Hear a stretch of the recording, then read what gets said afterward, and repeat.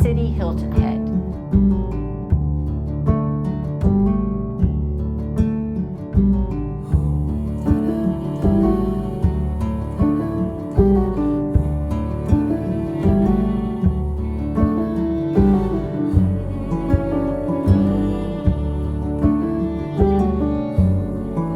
Sun City Television thanks the Association Communications Department for visuals and historical background information. The History Task Force, chaired by Marty McMahon, for the Community History Timeline and club and group background information, and the Pulte Group for providing videos and historical details. A look back at Sun City, Hilton Head.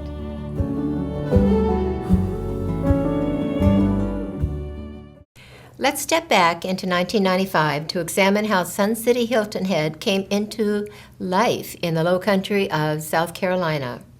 It all began here with trees, 5,000 acres of trees. Early in the last century, paper companies, including Union Camp, bought this land to plant and cultivate fast-growing pine trees. By the early 90s, the value of the land had exceeded the value of the harvested pine trees. Del Webb Company acquired this site in the early 1990s. Del Webb planned for more than a third of its 5,000 acres to remain open space for wildlife and wetlands preserve. That included a 400-acre stand of mature cypress and hardwood forest along the freshwater New River Basin. With community plans complete, construction began in 1995. There was lots of mud due to heavy rains and the low terrain. Road construction was slow as the home construction began to be carved out of this 5,000 acres of Union Paper Company forest. A temporary sales center for Sun City Hilton Head was opened in a trailer that was off Route 170 in the area that is now called Lake Somerset. It had been reported that 25 homes were sold the very first day. In October of 1994, we were on our way to Hilton Head Island in Palmetto Dunes, where we had plans, we had bids, and we were going to sign a contract to build our retirement home. As we drove from 170 onto 278 to get to Hilton Head Island, after 8 or 10 hours of driving, I'm not sure, but I thought I saw a small sign saying Sun City. The following morning, my wife and I started to talk, and I said, I'd like to go back before we go and sign this contract here in Palmetto Dunes. I think I saw a sign that said Sun City. So we went back, and there were 2 trailers on 170 in the back gate, and the place was a mud bat, that they were moving bulldozers around. So I knocked at one of the trailers, and a gentleman opened up, and I asked him, is this Sun City by Del Webb? He said, yes. So I took my checkbook and I told him, I'm buying. He says, well, he says, we don't have a sales force, we just got here, come back some other time. I said, you don't understand, I'm buying. So on the basis of that, he called Arizona, the headquarters, to find out what to do with us. So they said, well, give us a check, an escrow check of $6,000, and we'll call you when we have a sales force. So I said, my wife stepped in, and she said, well, I'm buying a house. Do you have the house plans?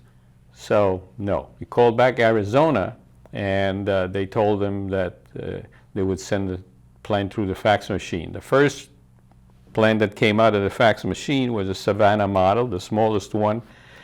My wife jumped and she said, oh, that's the one I want. So I told the guy, where can we put that house? He showed us the plans of the Plat 1, which is the historic village, and we picked up a lot. I put the number of the lot and the model of the house, and I gave him the check. That was mid-October. They had a fantastic rain during those months. So we came in, they gave us some boots, rubber boots, big. So the mud was incredible. So as we were walking, the the boots were staying behind us. And as we arrived here to what is today Delaware Boulevard, they point us to where our house was going to be, and it was a stick and a pool of water.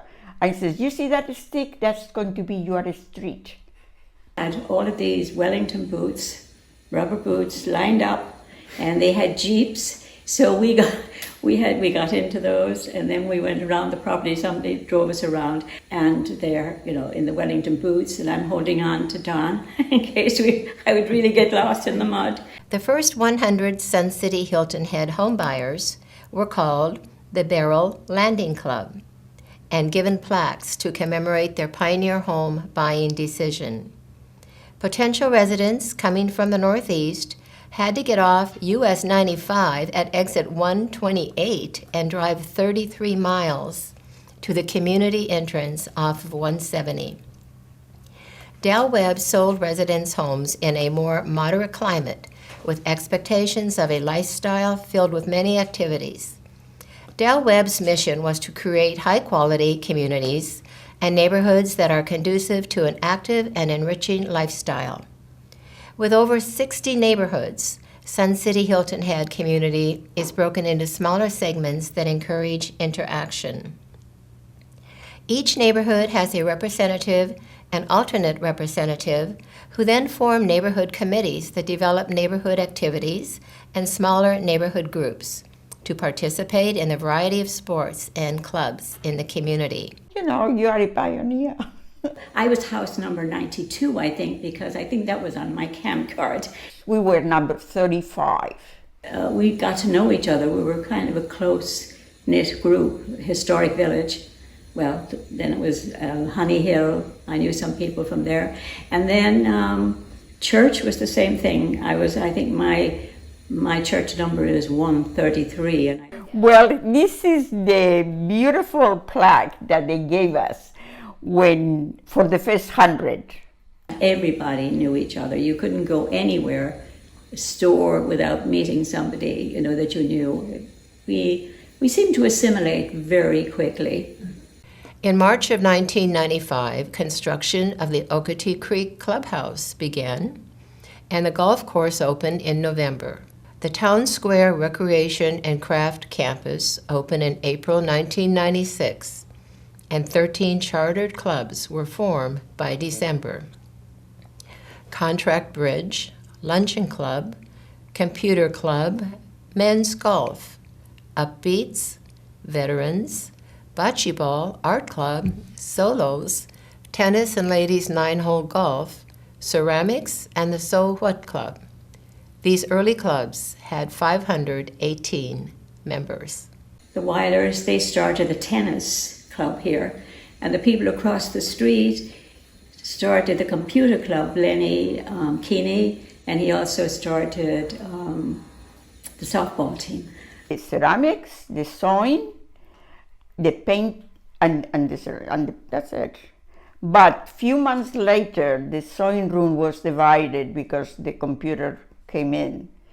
And they divided our room, they put some accordion doors, and we must have been too noisy for them because right after they built a wall. He was a fitness guy, so he was often over at the fitness center, and we walked. And as I said, I did aerobics, and a few of us got together at that time. The computer club came along very quickly. We had a gym and we had classes, and in those days they were free. So, we were not that many, so sure enough, we participated in the classes in the morning. But we started with no clubs. Those were all driven by the residents. I even started book club too. Didn't stay in it very long, but it's still going with just other people. So things got started and then got continued. The tennis grew tremendously, obviously. Now there are so many different tennis teams. I play golf. We do a lot of biking. We used to do a lot of canoeing. And like I told you, we used to participate in a lot of these senior games. The Irish Club started pretty shortly after that, thinking of plays. And so the lady here on General Hardy Way, the corner, on the other side of Drayton, she began the Irish Club. She was from New York, she and her husband, but she really started very early. So then that has grown tremendously. Mm-hmm. So we had different groups in that. There are SIG groups. We had the literature group, which I'm a part of, history group, which I'm a part of, and then the dancing group, which I started that group here, Irish dancing. We went to the fitness center, do volunteer work in the sewing club. I played tennis. Oh, I've been in the bike club since day one. And we did some trips with The them. bike club, the canoe club, the tennis club. I've always been in Billiard. those. It was in 2004 I started the Irish dance group as well as I could. It's more like Irish. It wasn't step dancing or anything like that. That river, we didn't do anything very fancy, but we did. It's more like folk dancing. So I was on the tennis team from the very beginning. We had to go in people's garages to dance. My garage, Noreen Gallinari's garage. Finally, we got accepted under the auspices of the Sun Dancers. To take a look at Sun City, did not know about the Woodworkers, did not know about the So What Club for my wife. The two clubs were our main reasons for moving here. And like Jim, my wife was a sewer too, and she was in So What. She still is. We visited Sun City Hilton Head in November 1996 to see our new home. And we had to get off at exit 21 from Interstate 95 near Ridgeland, and then onto Route 462, and merging on 170 at the old Barrel Landing School and Community Center. The school got its name from a nearby docking and landing area on the Okatee River, which was used by early Okatee settlers following the Revolutionary War. Then we came to the original entrance of Sun City Hilton Head on Route 170. We approached the gate, got a waving greeting from the security guard, and as we entered the development, on our right, we drove past the man-made Lake Somerset. There's a long dock and a fountain on the lake. There is a courageous group on a paddle boat. On the left, past the trees, you can see the sales center now called Palmetto Commons. We are driving on Del Webb Boulevard, and we turned onto Sun City Lane, going towards Town Square. On the left is the sales center. We're turning into the Town Square where the community activities take place. To the right is the Pinckney Hall with the ballroom, Wall Street Room, and the billiard room. There's Arts and Craft, Computer Club, the Recreation Center with the indoor swimming pool. Bocce and tennis courts which are lit up at night. There's the outdoor pool area. Here is the indoor pool. You can see in the back the aerobics area, the fitness center, and the lockers are behind this area with showers and dressing area. You have a hot tub and jacuzzi.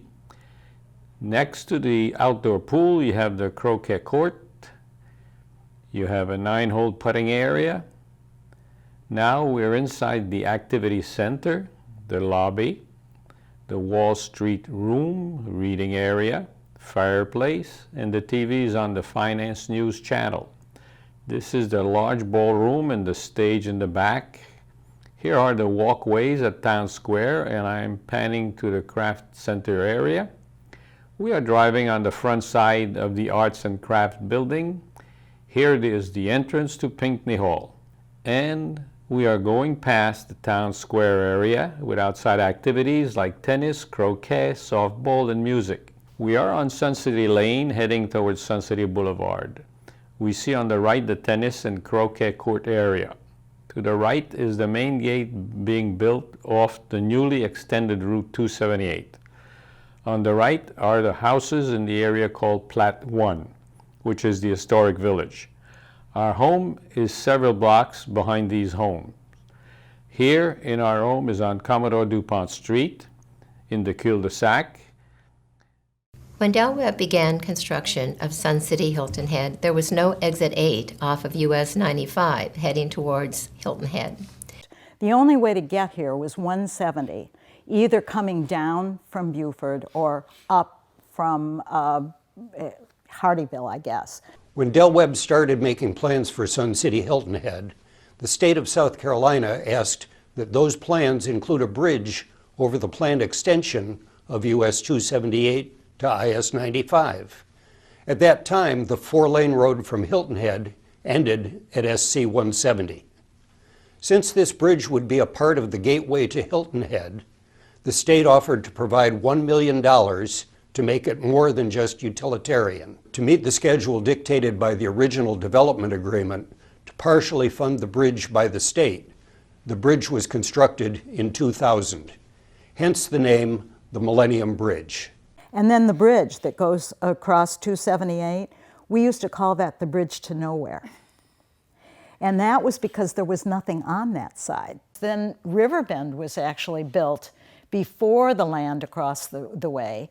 And so there was one road that went from the bridge, winding around over there, and then to Riverbend. So Riverbend people could access our property by crossing and then coming across through it and coming across on 278. The bridge, which spans 230 feet and was constructed to allow cars, golf carts, and pedestrians to easily cross 278, linking residents to homes and amenities on both sides of 278. The artwork on the bridge has 4 keystone casts that depict 2 pelicans and 2 herons, designed by Atlanta artist Virginia Couch. This northern parcel is in Jasper County, and the south side of Sun City is in Beaufort County. And we had to go to Hilton Head shopping, or we had to go to Savannah. And that was our adventure. Oh, when they're gonna put a food store? Where are they gonna put a food store? Then we discovered Piggly Wiggly. Finally, they put Food Lions. Yeah. So that was a big, big thing. Big improvement. I went into Savannah, actually, to Dillard's when I wanted to do any other looking or shopping. Really, Bluffton, I think we had 830 people only. It was a very small town. We love the area because we've been coming since 1980. Some of the first things I did after I got here in 2001, I'll be here in 2002, was Habitat for Humanity. A lot of people came and volunteered to work on houses for Habitat. So, and I enjoy it here because there were so much nice activities. We could bike all over the place. I also worked on Heart Camp. It's Help Everyone Attain Repairs Today. Heart Work Camp, it was through the Catholic Church. They brought young kids in. Catholic kids came in for a week. They spent the first 4 days working on people's houses around Beaufort, Bluffton, Hardyville. And we do repairs. We do build front porches, steps up to their trailers, and just a lot of repairs. And then the kids, on the 5th day, they got to go to the beach. So it was quite an experience. And we did that for a number of years. In those days, there was no lights. It was pitch black, and we were biking on the golf course on Okatsi, the first one, and we used the facility, swimming.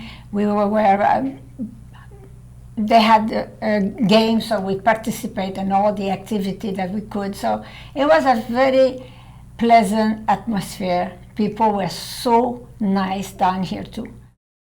Softball followed in April of 1997.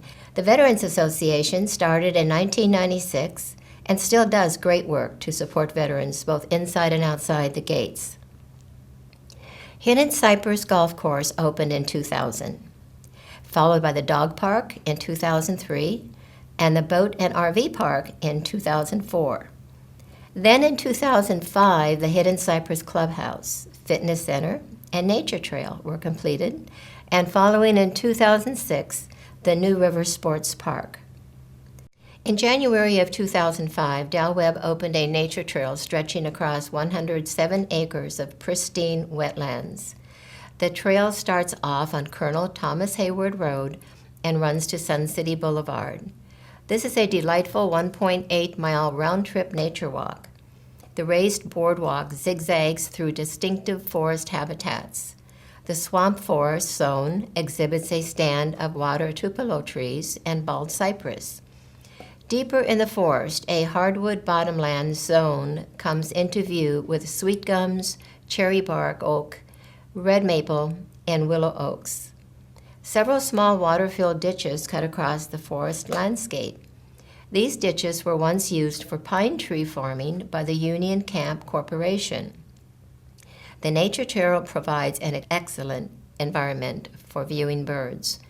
Wooden benches are placed every 250 feet along the trail for rest and observation.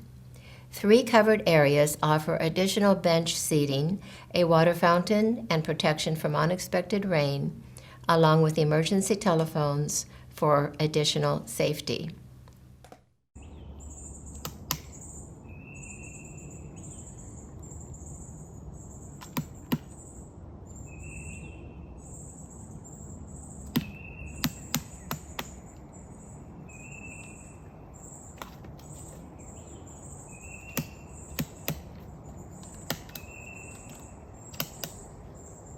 And then also at the same time, the woodworkers, they were all pushing, sending in petitions. So they were, they didn't stay around waiting for when it was time to start something. They kept pushing. The residents were always very active here. The Woodworkers Guild was founded October 20th, 1998, and 80 residents signed up. The Guild was the brainchild of Virginia Tech professor Jim Horner, who moved to Sun City because Del Webb officials promised a workshop would be constructed. First clinics of woodworkers were successfully held in January of 1999, and the first issue of the Guild newsletter, called The Plank, was published in February. Later that year, Home Depot began offering hands-on classes, often held in Pinckney Hall, with lighter tools, and at the Bluffton store on 278 for larger saws and equipment. Eventually, Jim Horner, Al Bodega, and Jim Bacon opened up their garage workshops for additional training. The Woodworkers Guild formed a Friends to Neighbors program to help raise funds for an expansion of the woodshop plans from 4,475 square feet to 6,250 square feet. Del Webb agreed to these expansion plans and broke ground. The trees were cleared and the groundbreaking was held with Kim Bannister, Glenn McCaskey, and E.J. Ewing, and several Guild members who turned over the first dirt with their shovels. The $1 million 6,250 square foot building was opened on Saturday, October 12, 2002. The Woodworkers Guild members began to be asked by other clubs and the Sun City Association to utilize their expertise to build 13 picnic tables, benches for the walking trail, birdhouses for the bird club, platforms for the chorus and band, plus sets for the theater club. Members also work for Habitat for Humanity, the Bluffton M.C. Riley Elementary School, and Jasper County Schools. Guild members installed playground equipment at Bluffton Children's Center.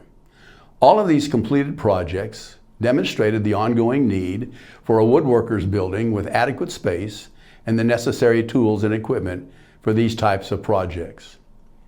Jim Horner said several splinter groups expressed interest in being part of the Woodworkers Guild.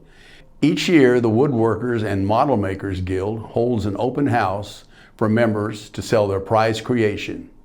The Guild holds several activities to help the community and its residents, like the mailbox program, which helps fund additional equipment in future expansion. The Woodworkers have continued to work with the association to construct additions that now total 9,000 square foot, with a $476,000 in the state-of-the-art equipment. Again, the whole theater came because there were people here who really wanted to be a part of it, and they just kind of created it. And initially they were in Pinckney, and the stage there was just, you know, the floor was flat, the stage was small, and they were very limited. They used to build wings on the side when they put their sceneries up so that they could change, but it was not desirable to watch it. If you were more than 4 rows back, you could barely see, particularly as short as I am. In the spring of 1999, 25 enterprising Sun City residents received a charter as this community's first theater club. It was called Act One, and shortly thereafter, in collaboration with the Sun City Chorus, they staged their first memorized and ticketed event, a sentimental journey through the 40s. The following year, Act One offered an evening of one acts in the Pavilion, and Last of the Red Hot Lovers followed in one of Pinckney Hall's meeting rooms, not the 24-foot stage. In 2001, the club was officially renamed the Sun City Community Theater. In the beginning, Sun City Community Theater was nurtured by Carl and Ann Nussbaum, who came from a theater in Carefree, Arizona. Early productions often utilized meeting rooms in Pinckney Hall rather than the small stage. 2004 brought with it the first real musical. A funny thing happened on the way to the Forum. Later that year, and for the ensuing 3 years, members of SCCT board made a variety of presentations to the association and Del Webb Pulte about putting up a dedicated theater, which they insisted would bolster housing sales. Del Webb had built multi-performance buildings in other communities. However, those buildings were never fully utilized by the residents. In the summer of 2006, I had joined the Sun City Community Theater Board and negotiated the use of the Bluffton High School auditorium for the musical production of 1776. Sun City residents drove to follow SCC productions and put over 2,000 sets of eyes on the off-campus production. Wow, that was an eye-opener. A raked audience seating that allowed people to actually have an unobstructed view of the stage with state-of-the-art lighting and sound. SCCT went back to the association and Del Webb Pulte to resuggest a theater be built on campus to house the theater club and music guild productions. In 2008, the association and Del Webb Pulte finally agreed to build Magnolia Hall. What preceded things on that land was the softball diamond. So then that had to get moved. Those guys really took it over and kind of built that themselves and got sponsors for it. A look back at Sun City Hilton Head.